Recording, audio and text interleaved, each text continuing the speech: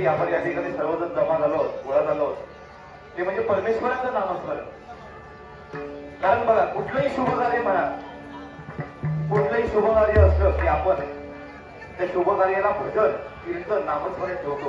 कारण माणूस ज्यावेळी जन्माला येतो, माणूस जन्माला आल्यापासून अगदी मरेपर्यंत भजन काय पाठ सोडत नाही, बरोबर ना? कारण बघा, मुळात आपला जन्मच जणू या भजन कीर्तनासाठी झालेला आहे. मनुष्य ज्यावेळी जन्माला येतो त्यावेळी 3 रूप घेऊन जन्माला येतो. एक म्हणजे परमेश्वराचं, दुसरं म्हणजे संतांचं, तिसरं म्हणजे आपल्या आई वडिलांचं. परमेश्वराचं ऋण काय, तर त्याने आपल्याला हा मनुष्य जन्म दिला. संतांचं ऋण काय, तर त्याने संतांनी आपल्याला हे अभंग दिले. आणि आई वडिलांचं ऋण काय, तर त्याने आपल्याला जन्म दिला. आता हे ऋण फेडायचं कसं, त्याच्यासाठी हे भजन आहे. आपण भजनामध्ये परमेश्वराचं नामस्मरण करतो, त्यामुळे परमेश्वराचं ऋण फेडलं जातं. या भजनामध्ये आपण संतांचे अभंग गातो, त्यामुळे संतांचे ऋण फेडले जातात. आणि आपण जे भजन करतो त्याचं पुण्य आपल्या आई वडिलांना मिळतं, त्यामुळे आपल्या आई वडिलांचं ऋणही फेडलं जातं. एवढी या भजनामध्ये ताकद आहे बघा. या ठिकाणी जास्त टाइमपास करणार नाही, भजनाला सुरुवात करतात.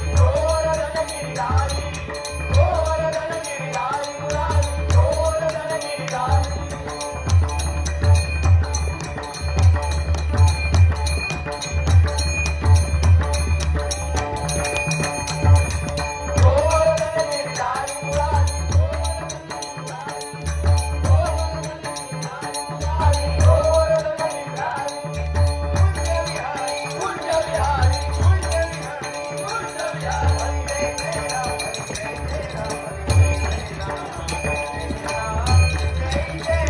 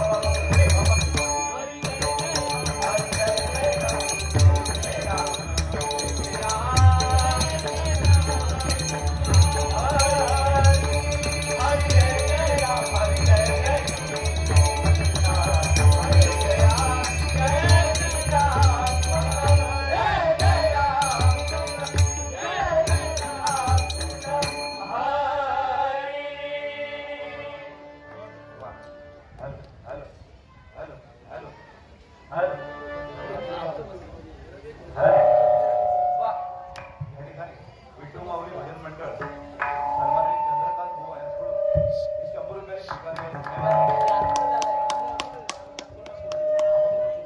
नंतर आम्ही सन्माननीय रामचंद्र शिंदे यांच्याकडून 100 रुपये स्वीकारले. धन्यवाद. असं सांगा माईक कधी बंद असतो. हॅलो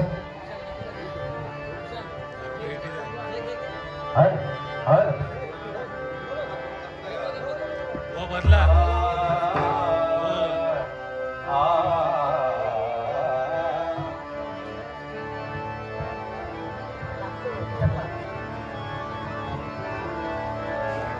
कोरसला द्या.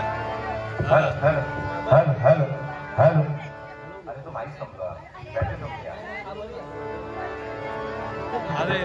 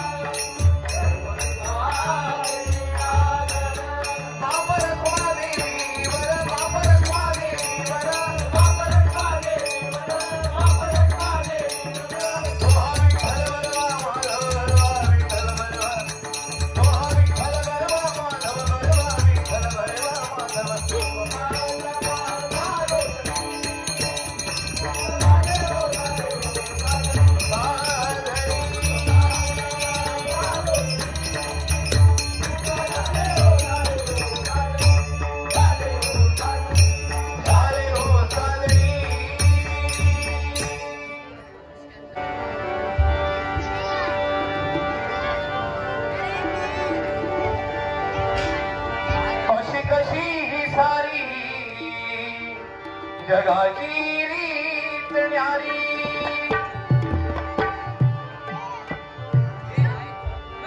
अशी कशी ही सारी जगाची रीत न्यारी सत्याला वाली उरला नाही न्यायाच्या दरबारी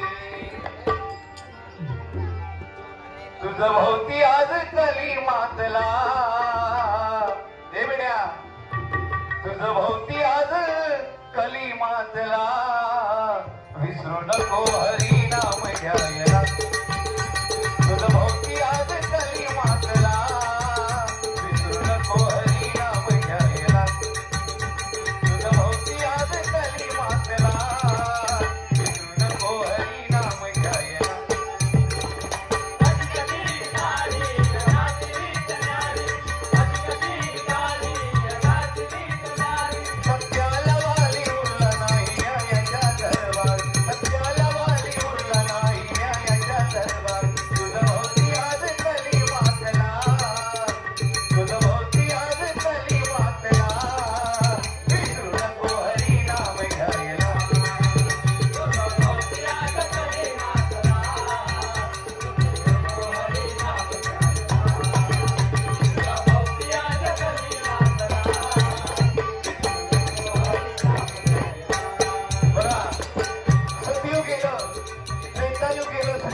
द्वापर युगही गेलं आणि आता चालू आहे हे कलियुग आहे आणि या कलियुगामध्ये बघा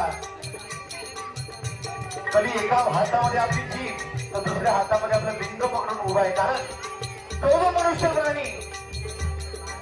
जो मनुष्य प्राणी या आपल्या दोन इंद्रियांना ताब्यामध्ये ठेवणार नाही तो या भवसागरामध्ये अडकला जाईल आणि जो जो मनुष्य प्राणी या आपल्या इंद्रियांना ताब्यात ठेवेल तो या कलियुगाचा भवसागर पार करून पैलू दिली जाईल म्हणून बघा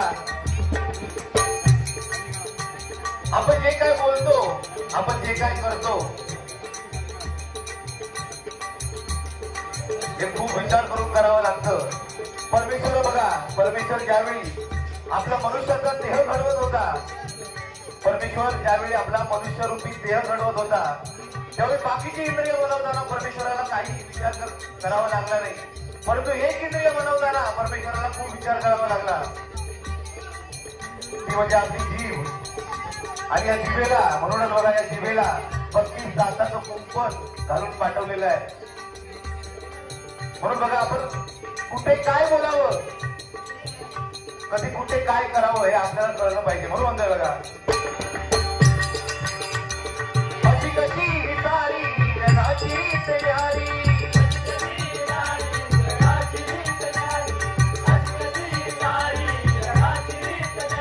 सत्याला वाली उरला नाही न्यायाच्या दरबारी सत्याला वाली उरला नाही न्यायाच्या दरबारी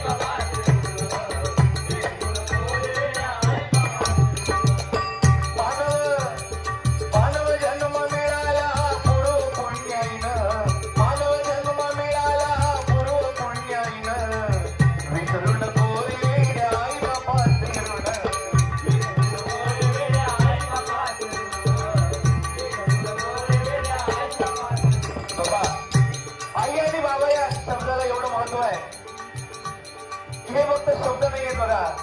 आई आणि बाबा हे आपलं आयुष्य आहे बघा. आई म्हणजे ती जिने आपल्याला जन्म दिला आणि बाबा म्हणजे ते ज्याने आपल्याला हे विश्व दाखवलं. आई बाबा ज्यांनी आपल्या संपूर्ण आयुष्याची झीज करून आपल्या आयुष्याला गती दिली ती म्हणजे आपले आई बाबा. परंतु बघा आजकाल परिस्थिती थोडीशी वेगळी आहे. जोपर्यंत आपण लहान असतो तोपर्यंत आपल्याला आपल्या आई वडिलांची आठवण असते. परंतु जसं जसं आपण लहानाचे मोठे होत जातो तसं तसं आपल्याला आपल्या आई वडिलांचा विसर पडू लागतो. अहो ज्या मातेने आपल्या गर्भामध्ये आपल्याला 9 महिने वाढवलं, जे पोट पकडून आपल्याला आपल्या वडिलांनी वाढवलं, त्या हातांना बघा ज्यावेळी त्यांच्या म्हातारपणी आपल्या आधाराची गरज असते तेव्हा मात्र आपण त्यांना विसरतो नाही का. या जगाच्या बाजारामध्ये बघा, या जगाच्या बाजारामध्ये पैसा फेका सर्व काही मिळणार नाही, फक्त आपले आई वडील. म्हणून बघा आपल्या आई वडिलांची सेवा करा. आई वडिलांच्या सेवेसारखा मोक्ष प्राप्तीचं दुसरं साधन नाहीये म्हणून म्हणतोय. मानव जन्म मिळाला पुरो पुण्याईनं, विसरू नको रे वेड्या आई बापाची ऋण.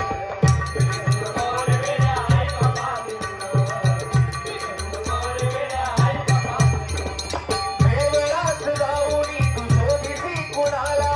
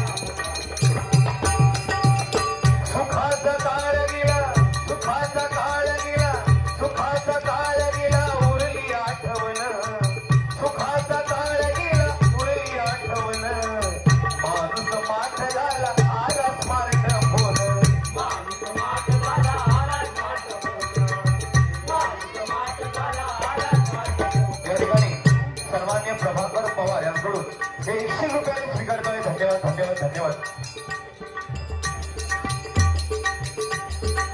सुखाचा काळ गेला उरली आठवण, सुखाचा काळ गेला उरली आठवण, माणूस माठ झाला आला स्मार्टफोन.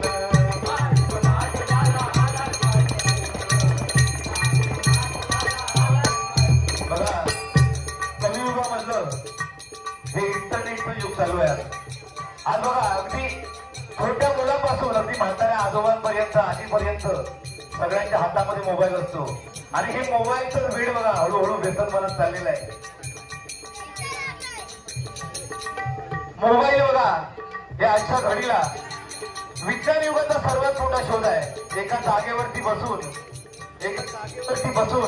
जगापर्यंत पोहोचण्याचं सामर्थ्य, एका जागेवरती बसून जगापर्यंत पोहोचण्याचं सामर्थ्य या मोबाईल मध्ये आहे. परंतु हेच मोबाईलचं वेळ बघा हळूहळू व्यसन बनत चाललेलं आहे. आपण या मोबाईल मध्ये एवढे बुडून गेलेलो आहोत, या मोबाईलच्या एवढे अधीन झालेलो आहोत की माणसातील प्रेम, माणसातील आपुलकी, माणसातील जिव्हाळा, माणसातील गाठीभेटी या मोबाईलमुळे संपुष्टात आलेल्या आहेत. पहिल्या काळामध्ये बघा, पहिल्या जुन्या जमान्यामध्ये मूल रडायला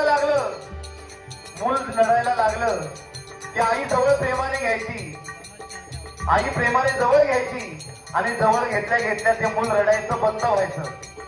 पण आजकाल कलियुग, या कलियुग युगामध्ये कसं आहे बघा, मूल रडायला लागलं की आई प्रेमाने जवळ घेते आणि हातामध्ये त्याच्या मोबाईल देते आणि मोबाईलवरती छोटा भीम लावून देते. आणि आजकालची मुलं पण एवढी हुशार आहेत की त्या मोबाईलवरती छोटा भीम बघितल्या रडायची पण बंद होतात. आणि हे मोबाईलचं युग वेळ बघा आपल्या मुलांना जास्त करून कोरोना काळापासून लागलेला आहे किंवा मला बरंच काय काय सांगत होते तर आपल्या मुलांना कोरोना काळ लागलेला आहे. कोरोना बघा संपूर्ण जगाला काही ना काही शिकून गेला. कोरोना संपूर्ण जगाला काही ना काही शिकून गेला. कोरोना आपल्या जगाला नवीन काहीतरी शिकून गेला. पण जाता जाता आपल्या मुलांच्या हातामध्ये मोबाईल देऊन गेला. आपल्या मुलांच्या हातामध्ये मोबाईल देऊन गेला. आज बघा शिक्षणासाठी मोबाईल ही गरज आहे. आज शिक्षणासाठी मोबाईल ही गरज आहे. परंतु आपल्या मुलांवरती लक्ष ठेवणं ही काळाची गरज आहे. बरोबर आहे बघा. सुखाचा काळ गेला उरली आठवण माणूस माठला आला स्मार्टफोन.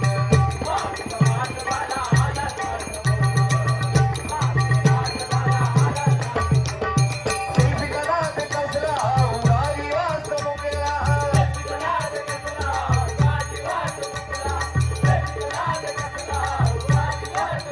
हो सेल्फी कदाच कसला उगारी वास मुकला. कोणी घेऊन गळफास प्रेमात फार फसला. तुझं भोवती आज कली मातला.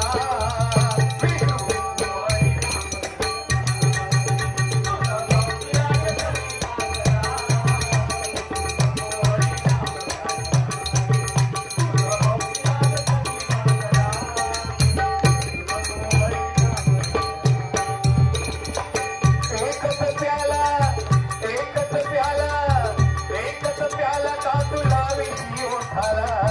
एकच प्याला का तुला विषयी ओठाला. कुंकुण धूल संपरील जीवताला.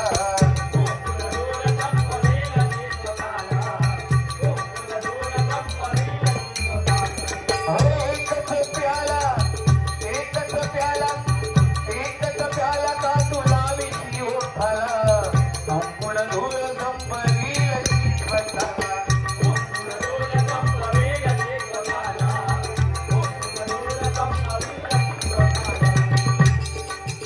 कलियुगामधलं हे व्यसनाचं युग चालू आहे. व्यसन युग. आज बघा आपल्या समाजाचा प्रमुख घटक म्हणजे आजची आपली तरुण पिढी झपाट्याने बघा दारू सिगारेट गुटखा या व्यसनाच्या आधी होते आहे. आज बघा आपल्या मुंबई सारख्या ठिकाणी रेव पार्टीमध्ये जाणं पब मध्ये जाणं त्या ठिकाणी दारू पिणं सिगरेट पिणं हे प्रतिष्ठेचं मानलं जातं. रेव पार्टीमध्ये जाऊन दारू पिणं सिगरेट पिणं हे प्रतिष्ठेचं मानलं जातं. आणि बऱ्याच ठिकाणी छोटी मुलं सुद्धा बघा व्यसन करताना आपण पाहतो. बघा व्यसन हे प्रत्येकाने केलं पाहिजे. अंकापण हा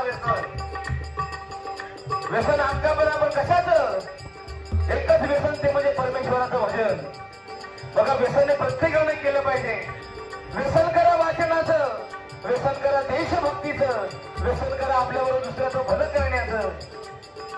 छत्रपती शिवाजी महाराजांनी सुद्धा व्यसन केलं. पण कशाचं.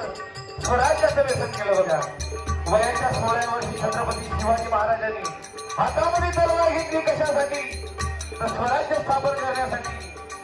आणि आता मागलो वयाच्या 16व्या वर्षी या आता तारेची बाटली घेणार आणि ह्या आता सिगरेट घेणार. कशासाठी. तारीसाठी बर्बादी करण्यासाठी नाही का. आणि या व्यसनातून जर का बाहेर पडायचं असेल त्यासाठी हे भजन आहे. जोपर्यंत तुम्ही सगळे या भजनामध्ये आहात, या भजनाच्या जागेवरती जोपर्यंत तुम्ही आहात तोपर्यंत कोणी व्यसन करणार नाही. या भजनातून बाहेर गेल्यानंतर मात्र गॅरंटी नाही. म्हणून जोपर्यंत भजनामध्ये आहात तोपर्यंत तुम्ही व्यसन मुक्त आहात. म्हणून म्हणतोय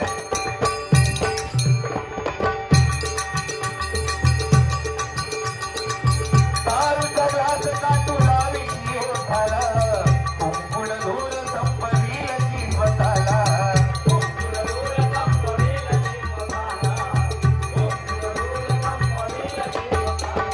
तुझ्या मागे कोण आहे लेकरा बाळाला. तुझ्या मागे कोण आहे. तुझ्या मागे कोण आहे लेकरा बाळाला.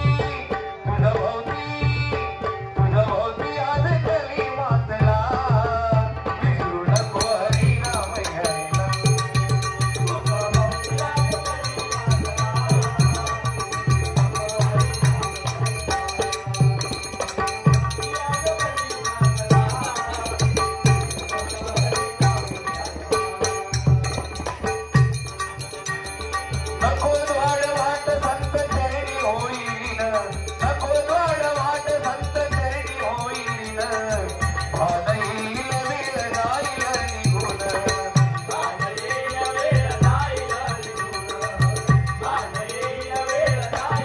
नको द्वार वाट संत चरणी होईल भान येईल वेळ जाईल निघून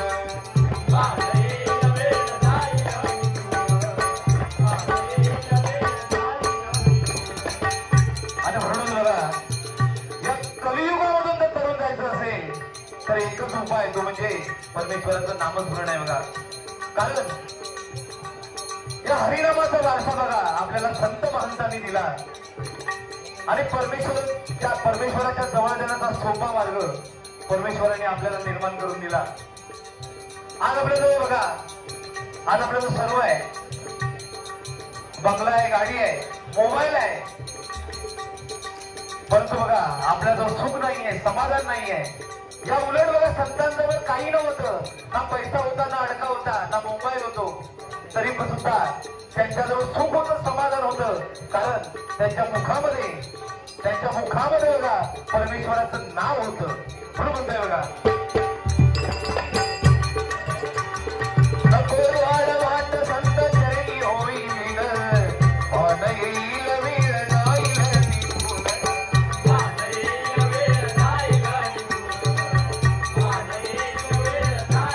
राम नाम मंत्र सोपा तारणार तुझला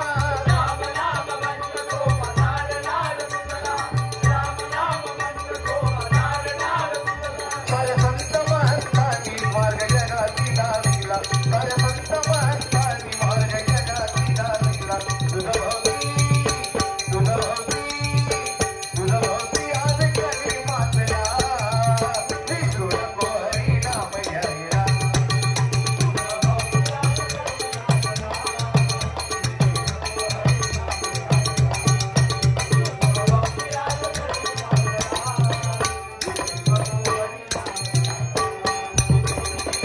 कधी सारी जगाची रीत न्यारी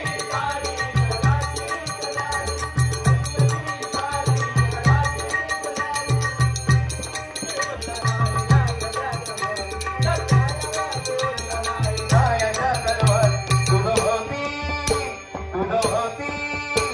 भोवती आज कली मातला विसरू नको हरिनाम घ्यायला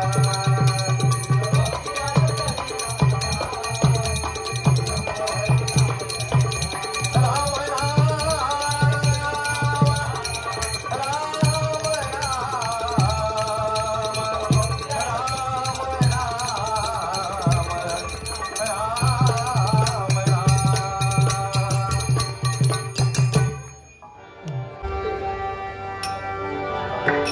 सीताराम राम राम सीताराम राम राम सीताराम राम राम सीताराम राम राम